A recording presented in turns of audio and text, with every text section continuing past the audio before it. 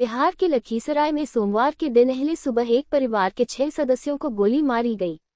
गोलीकांड उस वक्त हुआ जब एक परिवार छठ पूजा के आखिरी दिन उगते सूरज को अर्घ्य देकर वापस घर लौट रहा था। इस वारदात की जब वजह पता चली तो लोगों के भी होश उड़ गए। सनकी आशिक ने एक तरफा प्यार में उस लड़की के परिवार वालों पर हमला कर दिया जिससे वह प्यार करता था। अंधाधुंध फायरिंग में 6 लोगों को गोली लगी, जिसमें 3 लोगों की अब तक मौत हो चुकी है। वहीं अस्पताल में 3 लोग जिंदगी और मौत के बीच जंग लड़ रहे हैं। इस पूरे मामले में पंकज कुमार, पुलिस अधीक्षक लखीसराय की माने तो आरोपी युवक आशीष चौधरी अपने पड़ोस में रहने वाली युवती से एक तरफा प्यार करता था। 10 पहले भी पड़ोसी से विवाद के बाद पूरे परिवार को जान से मारने की कोशिश की थी। वहीं नाकाम होने पर जान से मारने की धमकी दी थी। पंजाबी मोहल्ला वार्ड नंबर 15 के रहने वाले आरोपी आशीष चौधरी की अंधाधुंध फायरिंग में घायल हुए चंदन झा, राजनंदन झा और दुर्गा कुमारी की मौत हो गई है। वहीं घायल शशि भूषण, प्रीति देवी और लवली देवी का गंभीर स्थिति में अस्पताल में इलाज जारी है। सनकी आशिक ने जिसके लिए पूरे परिवार पर अंधाधुंध फायरिंग की, वह लड़की भी इस दुनिया को अलविदा बोल चुकी है। प्यार के पागलपन में आरोपी आशीष चौधरी ने एक खुशहाल परिवार में मातम पसार दिया है। आपको बता दें कि 20 नवंबर को कवैया थाना क्षेत्र लखीसराय जिले के में एक ही परिवार के 6 लोगों को गोली मारी गई, जब वह लोग छठ के आखिरी दिन उगते सूरज को अर्घ्य देकर वापस लौट रहे थे। वहीं आरोपी युवक फरार चल रहा है। जो गोलीबारी की घटना हुई, अब तक क्या अपडेट है इस मामले में? पीएमसीएच में जो 4 जख्मी इलाज हेतु गए थे, उसमें दुर्गा की मृत्यु हो चुकी है। इस तरह से इस घटना में कुल 3 की मृत्यु हो चुकी है। 3 पीएमसीएच में इलाजरत हैं। और इस घटना में अभी तक पुलिस के द्वारा कार्रवाई जो की गई है, इसमें जो लाइनर की भूमिका निभाया है, जिसने घाट से लाइव लोकेशन दिया है आशीष चौधरी को, आशीष चौधरी जो उसके घर के रास्ते में गली में था, उसको लाइव लोकेशन दिया है, उसकी गिरफ्तारी हुई है। साथ ही इस घटना का जहां प्लानिंग हुआ है, घटना की पूर्व रात्रि में, और जिसने हथियार सप्लाई किया है इसको, इस घटना को कारित करने में, उसकी भी गिरफ्तारी हुई है। कुल 2 की गिरफ्तारी हुई है। हालांकि 4-5 और को पुलिस ने पूछताछ के लिए रोका हुआ है। घटना में प्रयुक्त हथियार बरामद है। घटनास्थल से 10 खोखा और 4 जिंदा कारतूस के साथ पिस्टल बरामद है।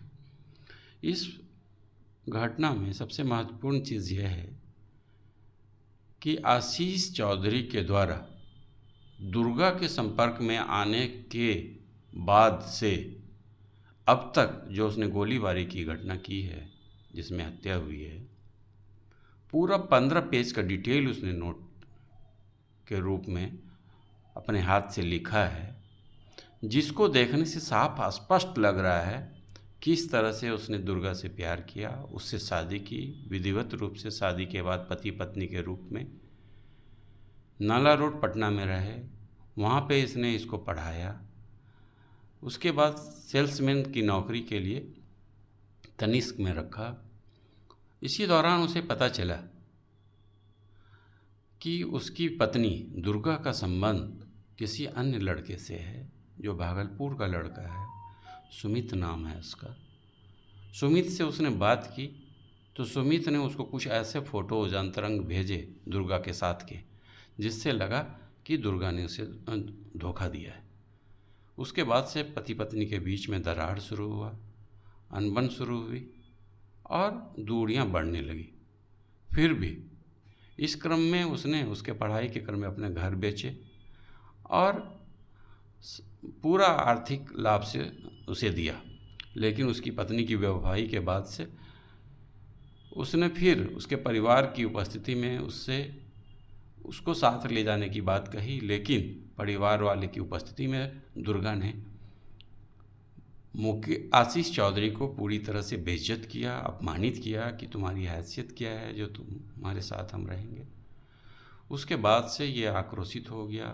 पूरा मामला सर एक तरह से प्रतिशोध है, पूरी तरीके से ये पति पत्नी के बीच में बेवफाई और उससे उत्पन्न प्रतिशोध का परिणाम है।